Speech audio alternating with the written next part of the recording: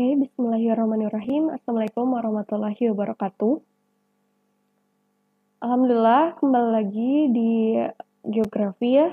Pada pertemuan kali ini, kita akan membahas mengenai interaksi keruangan desa dan kota.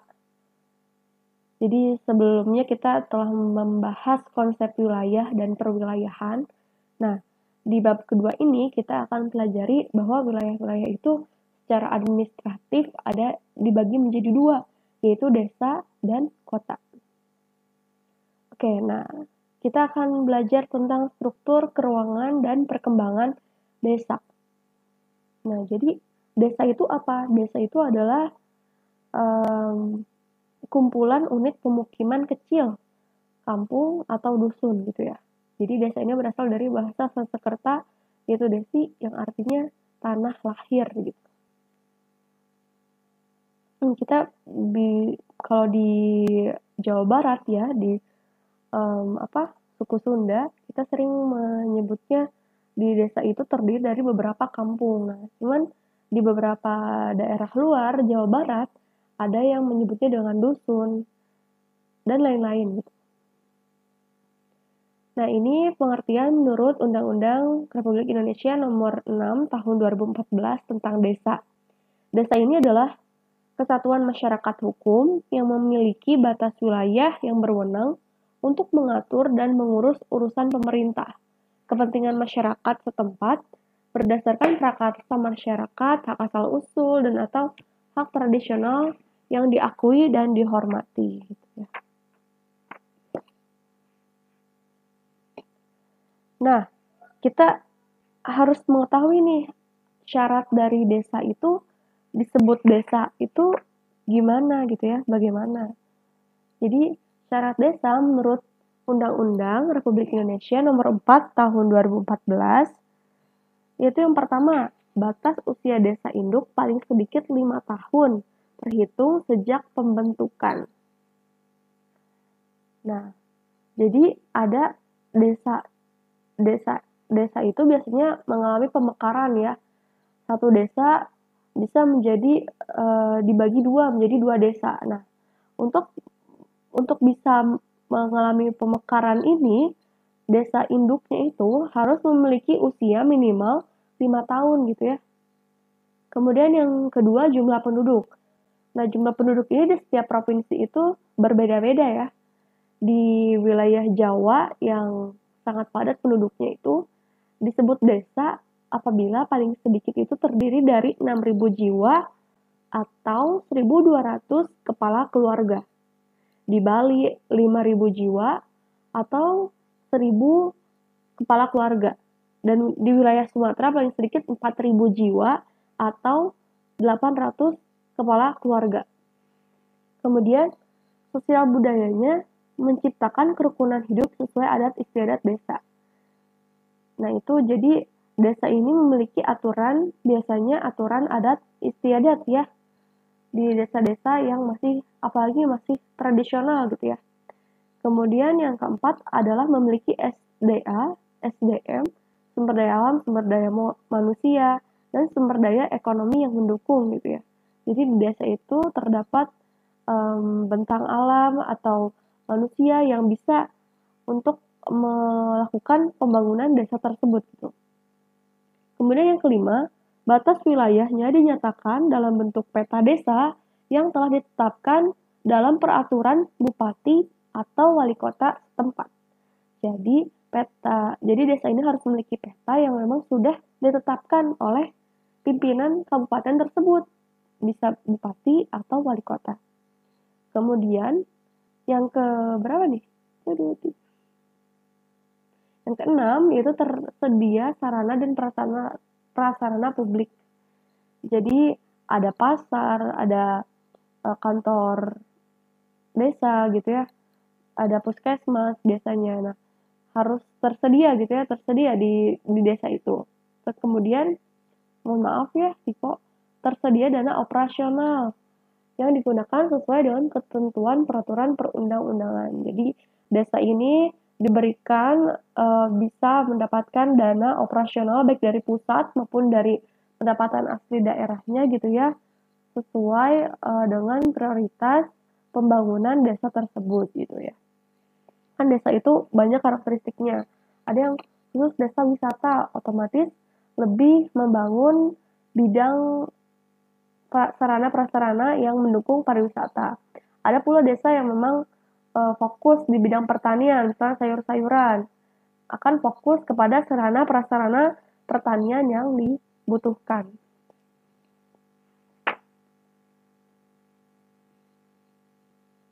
Kemudian ini, ciri khas desa. Jadi desa itu ciri khasnya apa sih, Bu? Oke ya. Jadi menurut Direktorat Jenderal Pembangunan Desa, ciri khas desa ini yang pertama, perbandingan antara lahan dan manusia itu cukup besar.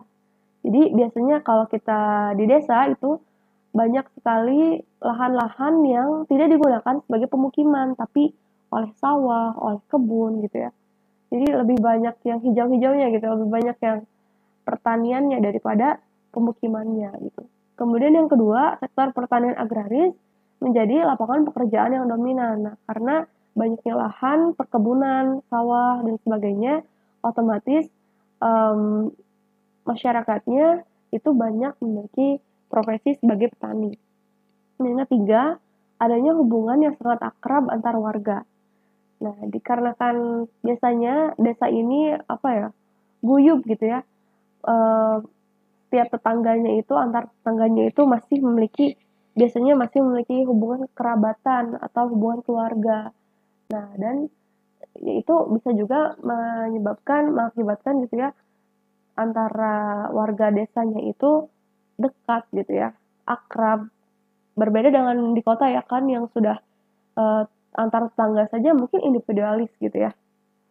Kemudian yang keempat, masih berpegang teguh pada tradisi yang berlaku. Nah, biasanya desa-desa ini memiliki aturan-aturan khusus gitu ya, dari misalnya entah itu dari para leluhur mereka atau dari para pemimpin desa tersebut yang harus dipatuhi oleh warganya gitu. Kemudian kriteria kawasan perdesaan. Kawasan perdesaan ini maksudnya bukan desa saja ya, tapi desa dan daerah sekitarnya gitu ya. Yang pertama, fungsi kawasan produksi pertanian kabupaten. Nah, ini. Jadi, biasanya kawasan perdesaan ini digunakan untuk pertanian gitu ya. Baik pertaniannya untuk kabupaten maupun dipasok ke kota gitu ya. Yang kedua, sistem sarana prasarana mendukung pertanian. Jadi sarana prasarananya difokuskan untuk mendukung bidang pertanian. Yang ketiga, terdapat aglomerasi penduduk. Nah, aglomerasi ini artinya adalah pengelompokan gitu ya. Pengelompokan biasanya di sini di daerah datar rendah banyak warga yang bermata pencaharian sebagai petani. Kemudian di pinggir pantai, biasanya di desa tersebut banyak nelayan gitu ya, penduduk yang berprofesi sebagai nelayan. Jadi sesuai profesi. Di sini desanya yang banyak menghasilkan industri gitu, daun lontar dan sebagainya gitu ya. Jadi bisa juga menjadi pemukiman penduduk khusus pengrajin gitu ya. Kemudian yang keempat, tatanan nilai budaya sebagai penyangga budaya dan lingkungan hidup sekitarnya. Nah, jadi nilai-nilai yang dimiliki oleh warga desa ini biasanya melindungi budaya dari desa tersebut dan juga lingkungan hidupnya. Kita sering lihat bahwa di desa itu ada misalnya lahan atau hutan yang memang tidak boleh ditebang gitu ya, karena gitu ya. Nah, itu biasanya merupakan salah satu tradisi atau nilai budaya yang dijaga oleh warga desa dari para pemimpinnya juga gitu ya. Dan yang kelima, kerapatan pemukiman yang rendah. Nah, ini karena pemukiman ini lebih sedikit gitu ya, daripada lahan pertanian yang dimiliki oleh suatu desa biasanya. Dan yang keenam adalah bentang alam ini berciri pola ruang pertanian dan lingkungan alami. Jadi bentang alamnya ini dominannya itu ya banyaknya kebun, kemudian sawah dan sebagainya. Lingkungan alami sungai gitu ya, kemudian curug dan lain-lain gitu. Nah, terus apa sih sebenarnya fungsi desa, Bu? Gitu ya. Desa gitu ya dilihat fungsinya dari 3 segi hubungan dengan kota.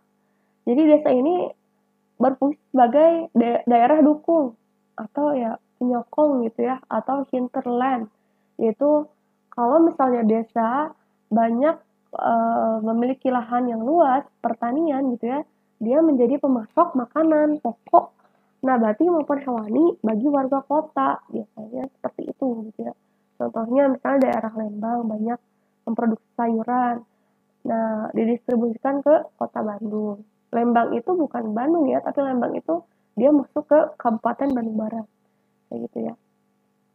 Kemudian segi ekonomi, nah ini, jadi tadi juga gitu ya, desa itu adalah lumbung bahan mentah dan tenaga kerja yang produktif. Lumbung itu artinya apa ya, semacam cadangan juga ya, cadangan bahan mentah dan tenaga kerja yang produktif. Saking banyaknya hasil produksi pertanian gitu ya, jadi desa ini dapat memasok bahan mentah dan juga karena adanya penduduk gitu ya yang biasanya di desa ini di dipakai atau bukan dipakai ya, disalurkan menjadi tenaga kerja di bidang-bidang pertanian gitu ya, ataupun di kota gitu ya, menjadi orang-orang yang akhirnya mengisi faktor produksi di kota. Maksudnya tuh ya, jadi kalau misalnya ada pabrik atau industri tertentu di kota, biasanya tenaga kerjanya itu tidak sepenuhnya orang-orang kota, tapi ada juga orang desa yang akhirnya pindah dan bekerja di pabrik atau industri tersebut. Nah, dari segi kegiatannya, desa ini ada fungsinya gitu ya, ada desa agraris, ada desa industri sederhana, desa manufaktur, nelayan gitu ya. Desa agraris berarti khusus memasok sayuran, buah-buahan gitu ya, kemudian padi, beras, dan sebagainya. Kalau desa industri sederhana, biasanya kita sering mendengar ada industri kayu gitu ya, industri kayu jati, desa industri tas dari pohon apa gitu ya. Jadi biasanya industri-industri rumahan kalau di desa itu banyaknya. Nah, desa nelayan juga ya, ikan gitu ya, pemasukan ikan ke kota-kota gitu ya, manufaktur gitu ya, manufaktur sederhana gitu ya. Nah, kemudian langsung ke struktur keruangan desa. Pola penyusunan keruangan desa berdasarkan penggunaan lahan desa. Itu pengertiannya ya. Jadi struktur keruangan ini adalah pola penyusunan keruangan desa dilihat dari penggunaan lahannya. Ada 3 bentuk. Yang pertama, desa memanjang di pesisir. Daerah pesisir itu adalah daerah yang masih dipengaruhi oleh laut gitu ya.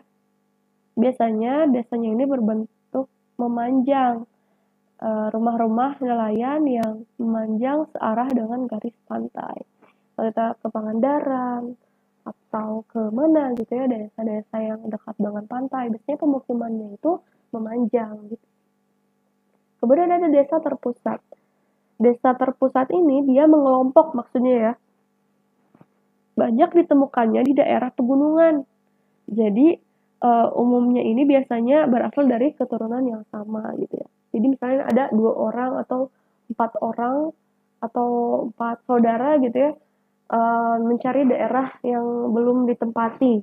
Ketika sudah ditempati gitu ya, dia membangun rumah, kemudian mengelola kebun dan sebagainya. Kemudian akhirnya memiliki anak-anak, beranak pinak gitu ya intinya. Jadi akhirnya menjadi beberapa rumah. Ketika beberapa rumah bisa menjadi sebuah desa gitu ya, yang akhirnya ada di daerah-daerah yang biasanya itu terletak di daerah pegunungan gitu ya. Kemudian desa linear.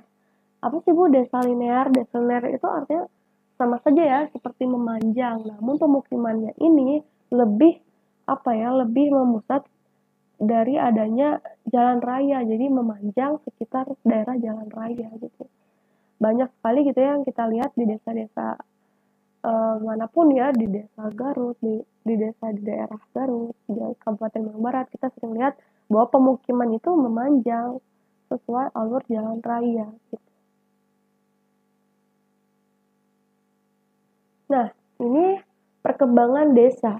desa itu jadi secara perkembangannya ada desa swadaya, desa swakarya, dan desa swasembada. Desa swadaya ini adalah desa tradisional gitu ya, yang letaknya itu sangat terpencil gitu. Hubungan individu masih erat dan belum berhubungan dengan daerah luar gitu ya. Belum, sangat-sangat terpencil gitu ya. Jadi sangat sulit akses untuk menjangkau desa ini. Kayak gitu ya. Kemudian yang kedua, desa swakarya. Desa swakarya ini desa peralihan sih antara desa swadaya dengan desa swasembada, di mana desa ini sudah mendapat pengaruh gitu ya, meskipun sedikit dari luar gitu ya. Kalau desa swadaya misalnya belum ada listrik, belum ada internet. Nah, desa swakarya ini sudah mulai ada listrik, sudah mulai ada internet meskipun dalam skala kecil gitu ya. Kemudian selanjutnya ada desa swasembada. Desa swasembada ini desa yang sudah sangat berkembang gitu ya, karena masyarakatnya sudah mampu memberdayakan sumber daya alam maupun sumber daya manusianya. Biasanya mata pencaharian warganya itu beragam, tingkat ekonominya sudah sangat maju dan fasilitas umumnya memadai. Biasanya desa swasembada ini terletak di pinggiran kota ya. Nah, itu ya tadi tentang desa gitu ya. Kemudian selanjutnya itu struktur keruangan dan perkembangan kota gitu ya. Apa sih Bu itu kota gitu ya? Jadi menurut ahli Max Weber, kota itu adalah pemukiman penduduk yang hidup terutama dari perdagangan, bukan pertanian. Jadi hidupnya itu banyaknya didukung oleh bidang perdagangan, bukan pertanian. Jadi kan tadi desa itu banyaknya pertanian. Kalau kota ini lebih ke perdagangan gitu.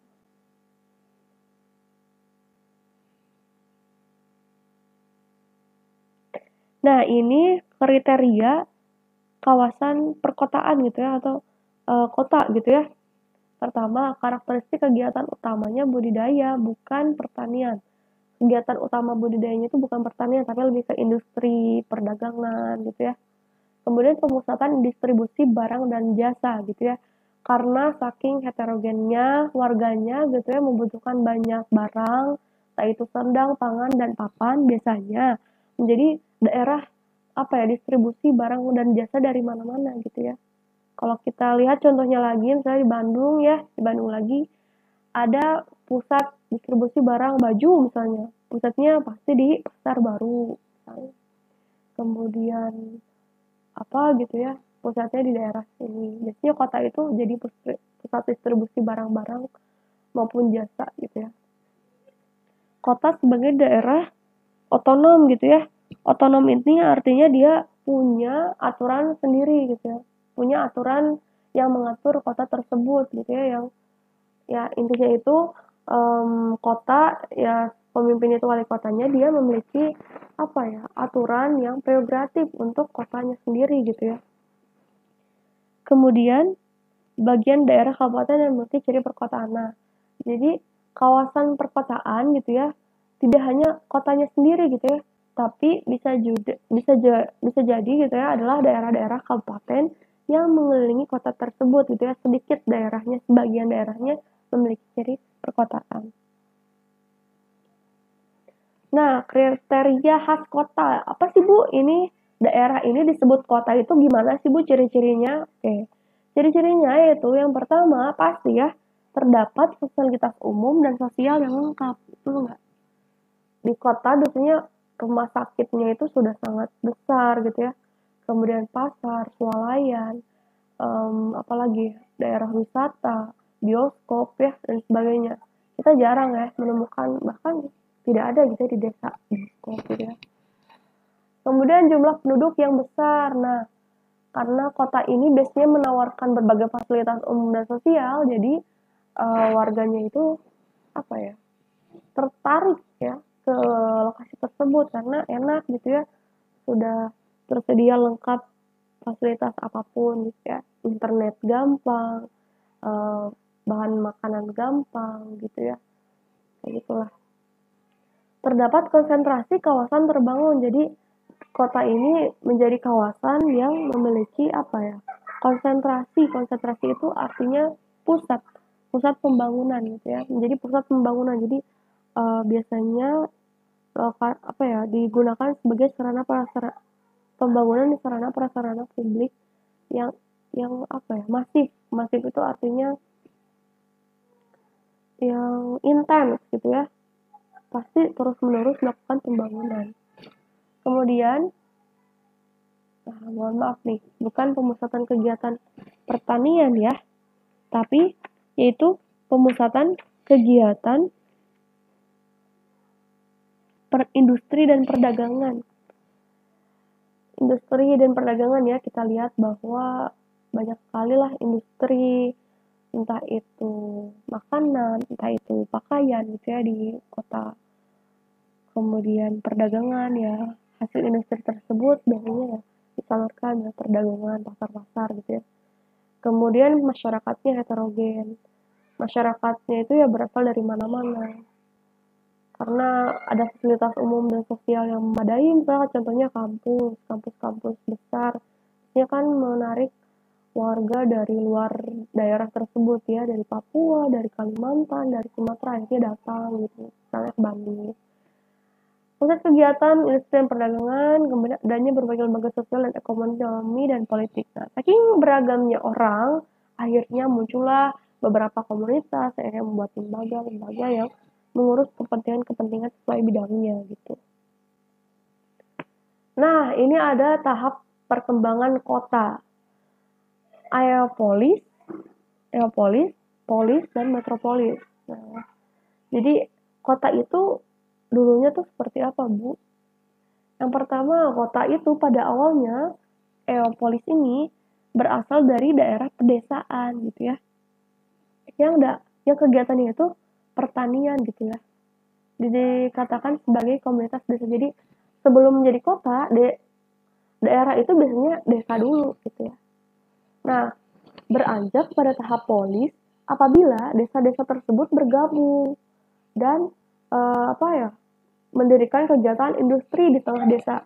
Ketika sudah mulai ada pusat industri, nah akhirnya terjadilah pembangunan beberapa industri di desa tersebut dan akhirnya membentuk kota gitu ya, atau kita sebut dengan polis. Nah di sini biasanya sudah mulai terdapat stratifikasi sosial, jadi sudah mulai ada nih kalangan menengah atas, menengah bawah, karena saking beragamnya orang yang berada di desa tersebut gitu.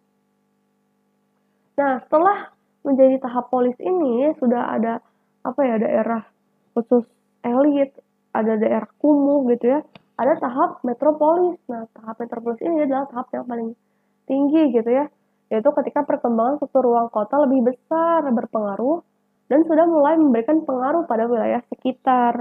Dominannya sektor industri dan perdagangannya surplus gitu ya, produk regional. Jadi ketika suatu kota dia bisa memproduksi produk gitu ya yang bisa dipasarkan ke daerah luarnya, nah itu sudah disebut dengan metropolis. Kita sering dengar kota metropolitan gitu ya, saking banyaknya barang yang terdistribusi di kota tersebut. Nah ini fungsi kota ya, fungsi kota banyak sih, kita bisa lihat juga gitu ya, kota sebagai pusat pemerintahan karena ada wali kota, ada sebagainya gitu ya, pusat pendidikan, sekolah, SMP, SD, SMA, kuliah gitu ya, TK, PAUD, sudah banyak ya di kota gitu ya. Di kota mah lengkap gitu ya, ibaratnya lengkap. Pusat pelayanan kesehatan, biasanya rumah sakit yang menjadi rujukan orang-orang desa itu bisa di kota ya, kayak rumah sakit Hasan Sadikin tuh. Itu kan salah satu rumah sakit yang rujukan biasanya penyakit pasien-pasien yang sudah memiliki penyakit yang parah gitu yang tidak bisa ditangani di desa. Kemudian sebagai pusat produksi makanan, minuman, pakaian gitu ya. Dan pusat perdagangan tadi udah banyak. Serta pusat rekreasi. Kenapa gitu ya? Jadi karena kota ini memiliki beraneka ragam orang yang mungkin jenuh dengan rutinitasnya sebagai pekerja, entah itu di industri, entah itu perdagangan, mereka pasti membutuhkan refreshing gitu ya. Akhirnya biasanya di kota-kota pun dibuatlah pusat-pusat rekreasi gitu ya. Ini nanti kita bahas gitu ya, pola-pola keruangan kota. Nah, Ibu bahas kilas aja ya.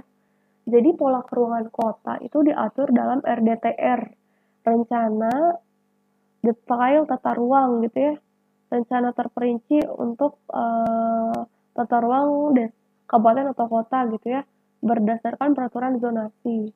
Peraturan zonasi ini adalah peraturan yang mengatur pemanfaatan ruang berdasarkan pengendaliannya yang disusun setiap blok atau zona peruntukan yang ditetapkan dalam rencana perinci tata ruang.